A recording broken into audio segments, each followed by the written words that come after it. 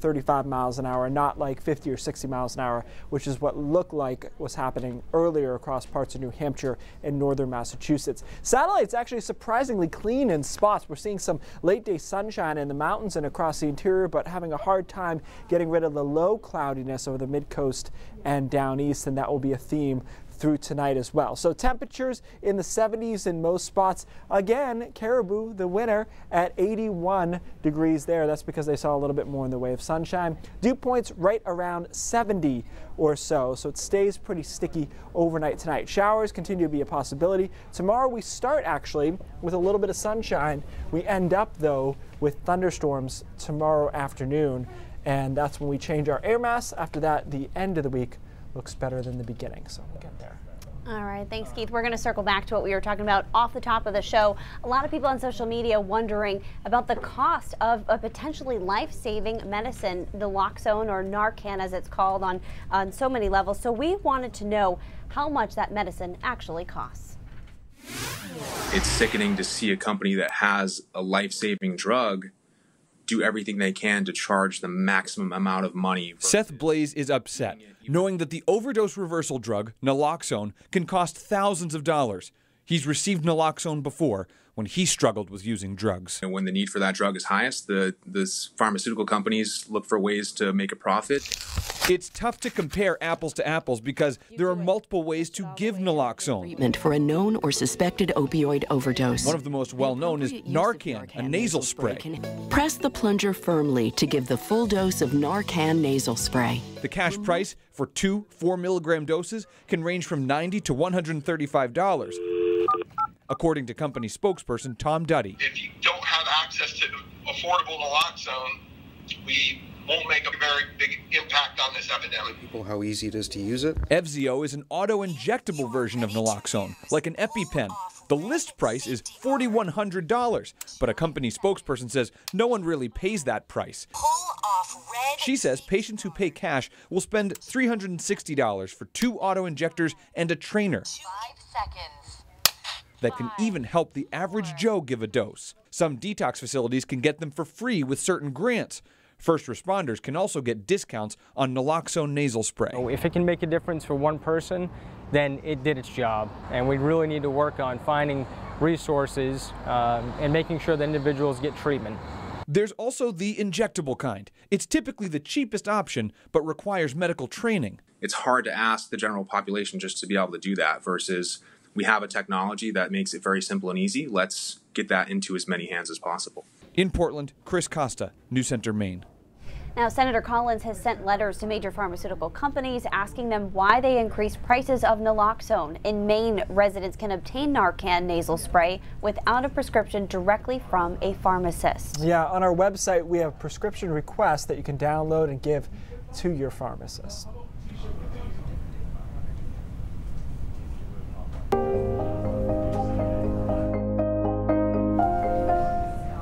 If you've been keeping an eye on the headlines lately, you've probably noticed that U.S. Customs and Border Protection have been in them a lot. Yeah, and here in Maine, bus checks and highway checkpoints by Border Patrol agents have sparked outrage and a call for action. But Sam, as you found out, these practices are nothing new.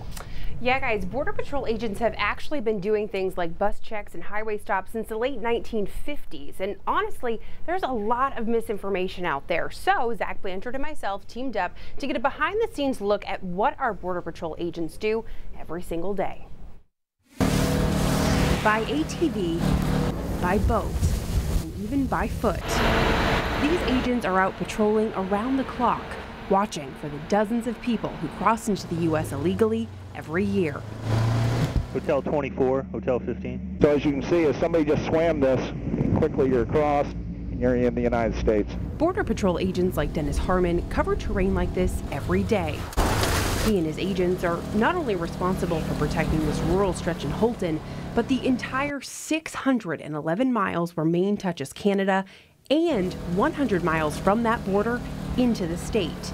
This is the slash, the international boundary. Crossing the border used to be as simple as showing your ID. But then, the terrorist attacks of September 11th, 2001. Up until that moment in history, Border Patrol agents had really focused their efforts on smugglers. During the Prohibition days, it was alcohol. Later, it was drugs. 9/11 shifted that focus from everyday people to terrorists. And believe it or not, these agents have captured them. Several years ago, we had a Palestinian who had ties to a terrorist organization that had crossed through here to make his entry into the United States. But in recent months, the work of Border Patrol agents has been criticized. More specifically, how they do things. It'd be impossible for me to sit there and go, okay, here's the checklist that has to be checked. It's just years of experience. This lack of specific criteria raised concerns among civil rights organizations and lawmakers across the nation, especially after this video of a Maine Border Patrol agent performing a routine bus stop went viral earlier this summer. So you folks doing U.S. citizens? Not answering my question, sir. It caught the attention of people around the state, even Congresswoman Shelley Pingree, who has been very outspoken on her thoughts surrounding current practices. She even traveled to the southern border in June to see the conditions for herself. I think because of people's heightened awareness and questions about, well, so how are we spending our money? So how should our resources be used? And in this particular climate, people are saying, wait a minute, I can be stopped anywhere in the state of Maine? Harmon says the answer is partially yes. Border Patrol, not to be confused with ICE agents, have jurisdiction 100 miles from the border. In fact, these bus checks and highway stops aren't anything new. If everything checks out and they're all set, they'll be on their way. These routine checks have been taking place for years. Harmon doesn't know the exact date, but these photos capture checkpoints dating back to the 50s through the late 80s. It's a very brief detention that allows us to help basically eliminate one of the nodes of transportation that smugglers use to egress from the border. However, it's not just these checks that have gotten people fired up. The ACLU has accused the agency of ramping up its security and targeting minorities. Using that kind of fear as a justification for invading people's rights makes us all less free. But what do the numbers say? Well, we looked into the data, and here's what we found out. There was a spike in apprehensions right after the September 11th terrorist attacks. But since then, the number has actually gone down dramatically, from nearly 700 people to just 30 people apprehended last year. What has increased is the number of agents. In 2001, Maine had about 30 agents. Now they have around 200.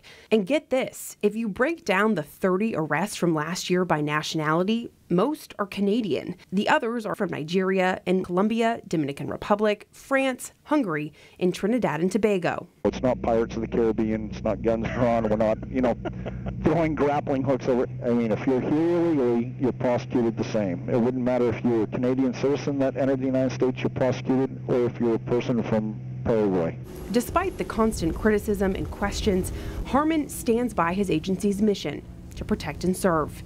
He trusts his agents are being fair while using common sense and trusting their gut. You arrest a terrorist, we've done our job. No matter where we are in the United States, that's our goal, is to prevent them from entering.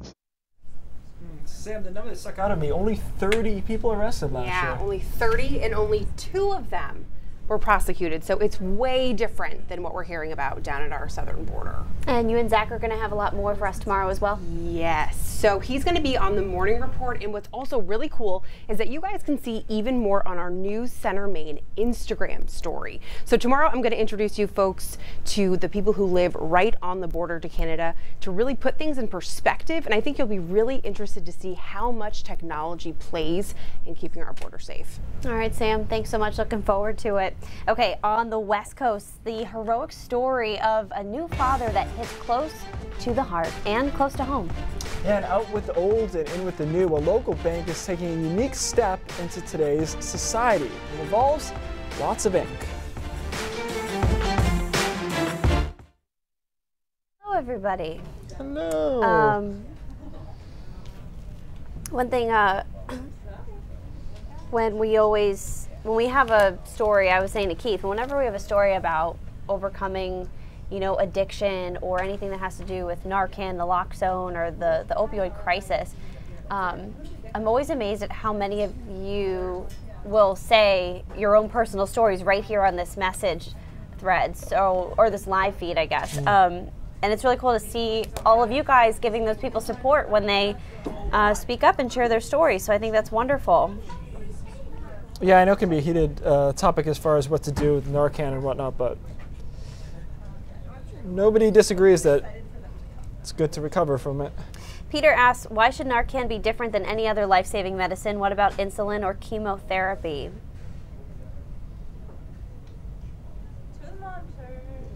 John, whenever you're ready, just reach out to us. We're ready to listen to your story. Wow, Cheryl says her husband needs his insulin and the copay is $987. So sad he needs it to live but can't afford it, and Narcan is, well, and she says the Narcan is free to drug addicts. Was it free?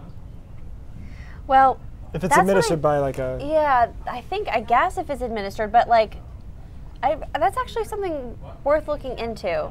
If Coco's not so slammed, I'll ask him. Because it's kind of like when you get rushed somewhere by ambulance, you know, you can get billed for that later, right? Does Narcan work that way? I don't know. I would think so, yeah. I wouldn't imagine it's free, but I don't know. Yeah. She says to the monitor, so we're going to take a walk. Okay. Hey, Coco, if you're not slammed, we have a follow-up question to your story. Okay. What is it? Is Narcan free is Narcan free? I know you can buy it over the counter, but like if an addict is overdosing and it's administered, is it free to them? It depends is the short answer. Sometimes it depends on... Yeah. Are we sitting on the same side? Yeah. We'll get a clear answer for that. We'll work on that. And there's also a lot of discussion going about your story too. Yep.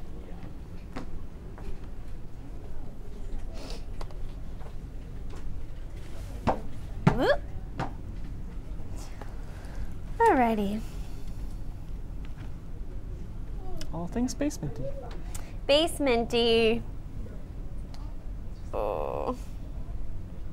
So do you like anchoring? Yeah, I mean, it's the tone matters a little bit. The more fun stories are better. For sure.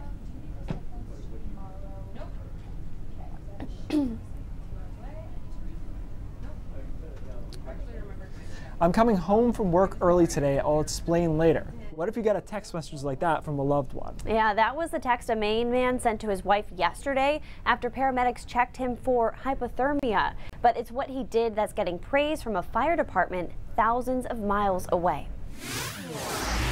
I always brought my kids up to treat people the way they wanted to be treated. Linda Maxwell raised her son Jason and his siblings in Westbrook. I guess Jason took it to the max this time. The Army veteran now lives in Seattle. Love you. Love you. The distance a bit more doable via video calls. As a mom, of course, I'm very proud.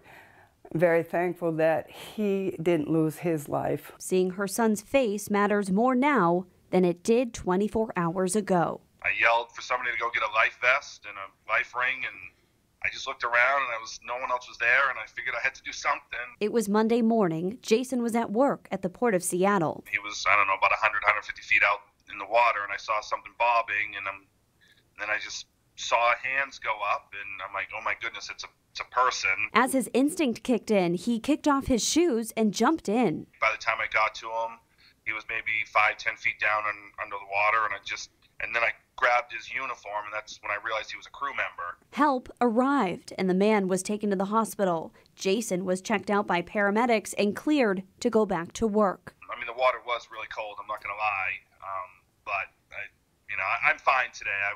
Today was my scheduled day off anyway. Minutes do count, so if he had been in the water for longer, the outcome may have been very different. Seattle fire officials say he did the right thing. The fire chief definitely wants to thank him for his heroic actions that he showed yesterday, and we're very grateful, as the patient is as well. Meanwhile, his mom is coming to terms with the news thousands of miles away. His dad passed away 14 years ago, and I think today how proud he would be. How proud he'd be of his son.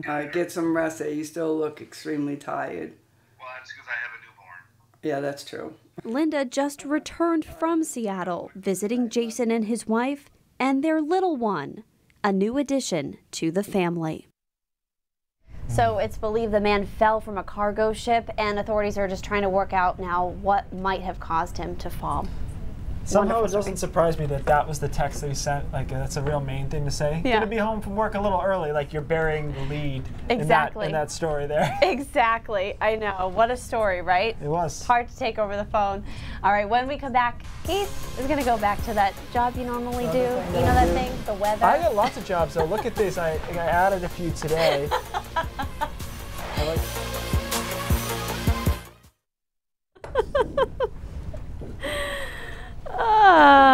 That's great.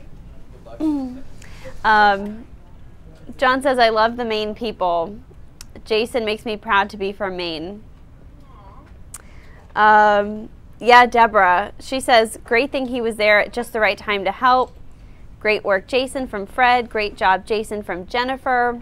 I know. You have to wonder, with these stories, you ask yourself, what would you do if you were in that situation? And I really don't think you can give an answer unless you're in that situation. He basically got a call from a friend who was across the way who had saw it first. But Jason was closer to where the person was in the water physically, and he just went right in, didn't really think twice about it. And so obviously his wife is the first person he told. And then she had the task of telling the family that live all over. And so she started off, a text message to his mom, who still lives in Maine, that says something along the lines of, he's okay, That's how but... you start that. You gotta lead that with that, for sure. You cannot even get to the bottom. Yeah. Right. And his mom, who lives in Cape Elizabeth now, just got back from visiting in Seattle because their baby's a newborn. They were out there visiting, and she's like, I know what those waters look like. Okay. Okay. Got you. Yeah, it's pretty cold out there in the Pacific Northwest. I didn't hear if the water temperatures were probably destroyed, but No, they weren't. How cold do you think they are? You can look, like obviously. 60? Yeah. Just a guess. Well, the fire official said every minute counts in that water. Yeah. 60 might be optimistic, actually. Really? It's definitely colder than our water, but on average. Ooh, Marilyn's watching from Canada. Pacific's cold anyways, right? Like, you go out to Los Angeles and you go in the water, and it's like shockingly cold. Mm-hmm. It is. Susan says, Keith, liking the anchor desk? Question mark? Question mark? I don't mind it. I can read the words. It's better when we have a lot of fun stories. We have some actual news today, so yeah. Deborah, I think that addresses your comment. What is it? She says, I don't think Keith likes being an anchorman. LOL. It was a little serious today, but it comes and goes. Yeah. When there are lots of jokes, I'm back in. Yeah. You guys also see the behind the scenes too. I mean, we had all right, it used to be that having a tattoo was something to be ashamed of in the workplace. Makeup, long sleeves, all to cover it up every single day. But times, they're changing. A new study says bosses nowadays don't really care about your tats. Katie Ortiz found a bank in Maine that allows employees to show off their ink. This one was my first one that I drew. Josie McGaw is proud of her body art. My whole thing is make art an experience. So that's why I like to have my tattoo showing and everything, because that's my canvas. At Trademark Federal Credit Union, this bank teller's canvas is on full display. I honestly did not think it would be allowed. With my hair as well, I wasn't sure if I would be able to do that or not. When most people hear of finance, I think that they think very traditionally of suit and tie. Joanne Bisson's team is defying that stereotype. After strictly prohibiting tattoos, hair colors, and body piercings, she reversed the rules 2 years ago after an employee survey. At first, we wondered if there was going to be an issue at all, and there really wasn't. And what happened was people started engaging in a way that they're asking about what the tattoos meant to one another. They're asking about, where did you get your tattoos done? There is a member that comes in that we compare tattoos. It expanded the conversations and the interaction that our team was already having with our members. The Pew Research Center says a whopping 40% of millennials have a tattoo. According to a new study, employers actually feel indifferent to tattoos, and in some cases, having a tattoo can actually help someone get a job. People want to be able to trust you, and I feel like sometimes there's a stigma with piercings, with tattoos. As time goes on, more and more people have tattoos, more and more people have piercings, so it's becoming not unusual. She's right. The study found, quote, long-held stigmas may be eroding, especially among younger individuals who view body art as a natural and common form of personal expression. They're very accepting, and that's a huge part of us being able to do our job well.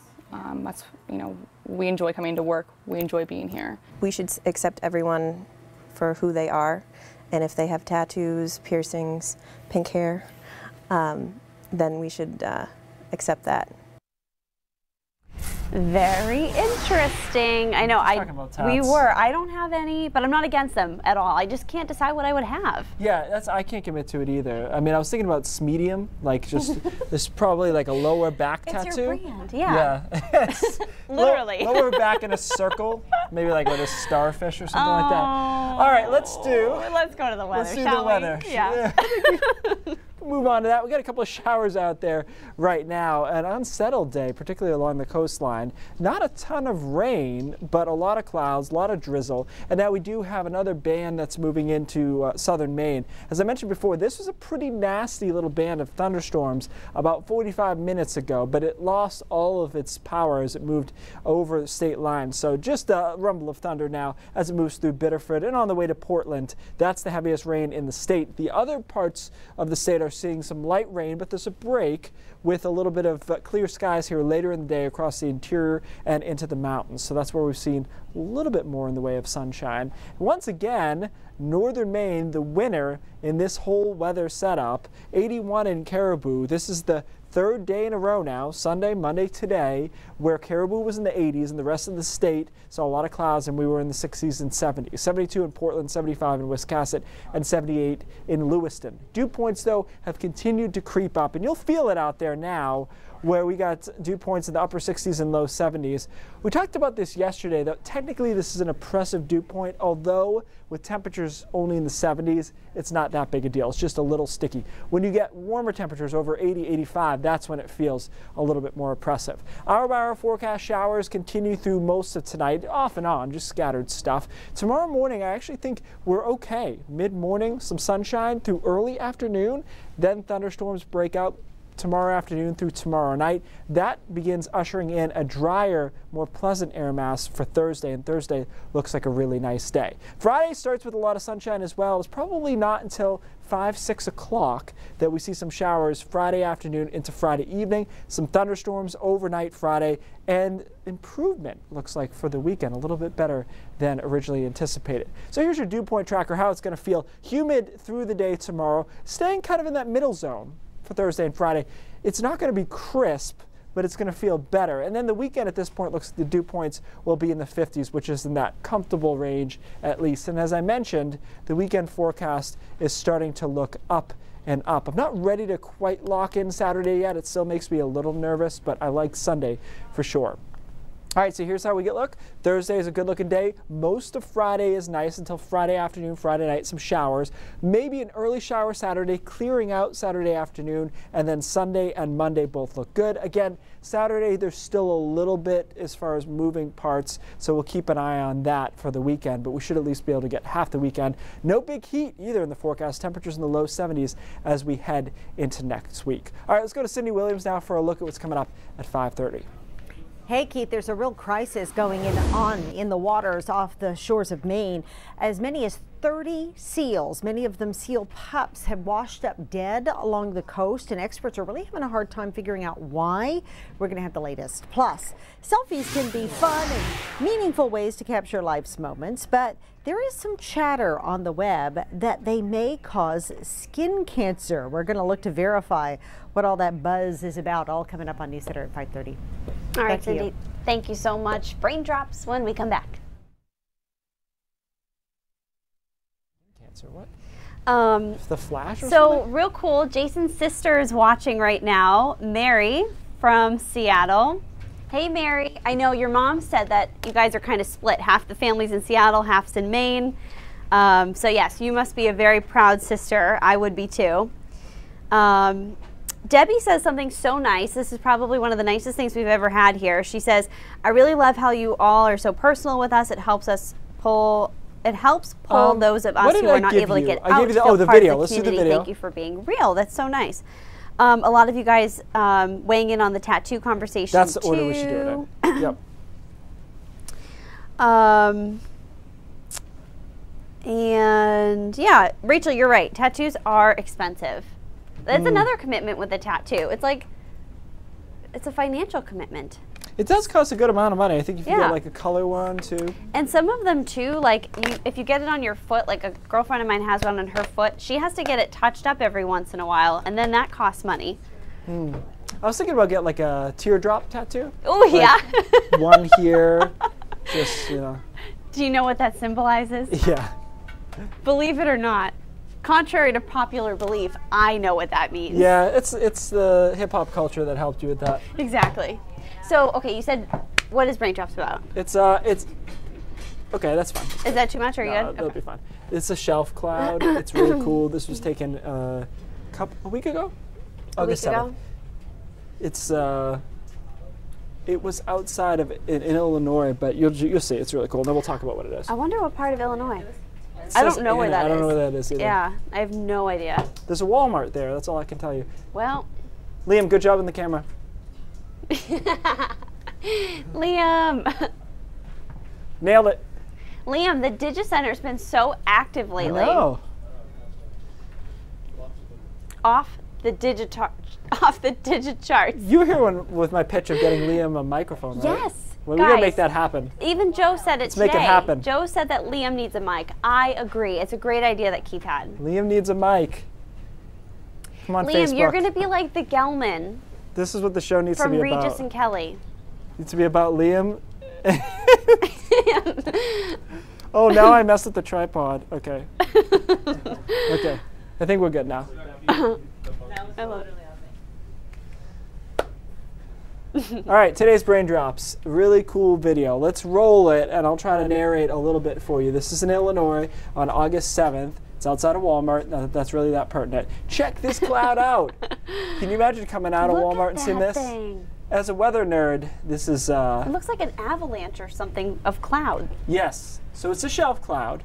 It's a very dramatic shelf cloud. You don't usually see them look quite like this. But let's talk about what a shelf cloud is and the structure of it, and why this one perhaps looks so nasty. All right, let's go to our next one. This is a shelf cloud, classic shelf cloud. And you'll see these in Maine sometimes if you have the visibility. Of course, the problem is you don't usually get this much visibility. But the storms we had 2 weeks ago, we had a few shelf cloud pictures. So this is what a shelf cloud typically looks like. That one was rolling a little bit more on the edges, right, as the downdraft was pulling down some more cloud. But let me show you what the shelf cloud is on the structure of a whole supercell. So this is your big thunderstorm, right? This is an anvil on the top. It's the ice part. It's about 30 to 35,000 feet depending.